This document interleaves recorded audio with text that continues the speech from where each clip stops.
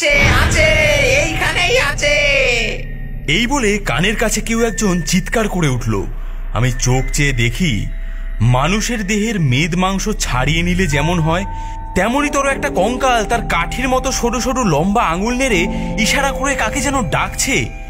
দেখতে দেখতে ঠিক তারই জুড়ি আর একটা কঙ্কাল লাফাতে লাফাতে তার পাশে এসে দাঁড়ালো।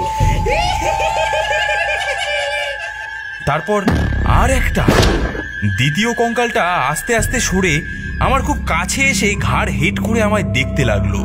তার চোখের উপর চোখ পড়তেই দেখলাম না আছে পাতা, না আছে তারা, শুধু দুটো গোল গোল গর্ত কালো কটকট করছে।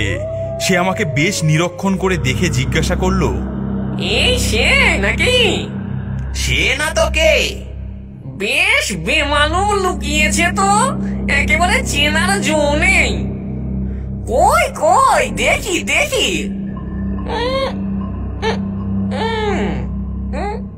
ও আর দেখছিস কি? ও সেই। আমার চোখে কি আর ধুলো দেওয়ার জো আছে? হাজারই লুকোক না কেন। তবে একটু পরখ করে নেওয়া ভালো, কি জানি যদি ভুল হয়। নে নে, আর পরখ করতে হবে না, ওদিকে লগ্ন বয়ে যায়। নে নে নে, তোল তোল তোল, চেংদোলা কর।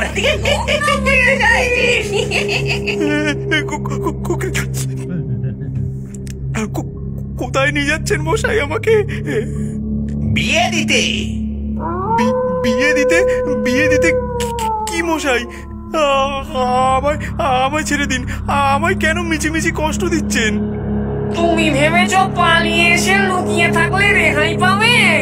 তোমাকে আমরা জোর করে ধরে নিয়ে গিয়ে বিয়ে দেব। আমি তো মশাই পালিয়ে এসে লুকিয়ে নেই। সেই ছোটবেলায় একবার পালিয়েছিলাম বটে, তারপর তো জ্যাঠামশাই পুলিশ দিয়ে ট্রেন থেকে ধরে নিয়ে গিয়ে আমায় বিয়ে দেন। আমরাও পুলিশ এনেছি ধরে নিয়ে গিয়ে তোমায় বিয়ে দেব বলে। কিন্তু আমি তো বিয়ে করতে পারবো না। পারবে না কি? বিয়ে তোমায় করতেই হবে। রাগ করেন কেন মশাই? আমি ছাড়া কি পাত্র নেই?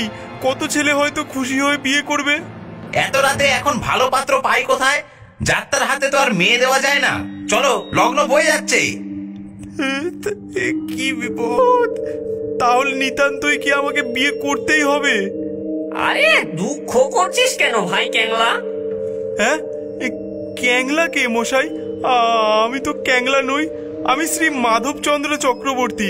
আমার পিতার নাম মধুসূদন চক্রবর্তী। রাধে মাধব, রাধে মাধব।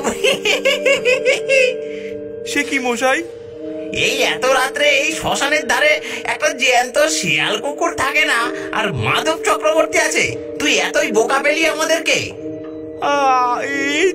এই তো আমি রয়েছি। আরে ভাই, মাধব চক্রবর্তীর দেহের ভেতর থেকে কথা কইলেই কি তুই মাধব চক্রবর্তী হয়ে যাবি? সে কি মশাই? মাধব চক্রবর্তীর দেহের ভেতর আবার কে এলো? আরে ক্যাংলা, তুই মাধব চক্রবর্তীর শূন্য দেহের মধ্যে সিঁধি আছিস, সে কি আমি টের পাইনি ভেবেছিস? এসব কি হেয়ালি বকছেন মশাই? মাধব চক্রবর্তীর দেহের মধ্যে যদি ক্যাংলা এলো, তো মাধব চক্রবর্তী গেল কোথায়?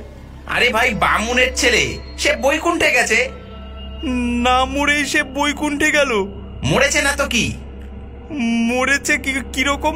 সে মরে গেল আর টের পেল না? মানুষ কখন জন্মায় আর কখন মরে সে কি তা টের পায় নাকি? কথাটা শুনে বোঁ করে আমার মাথাটা ঘুরে গেল। আমার অজান্তে আমি মরে গেলাম নাকি? হ্যাঁ, সেই যে দেখলাম পৃথিবীর গা থেকে একে একে সব মুছে আসছে, সেই কি আমার মৃত্যু?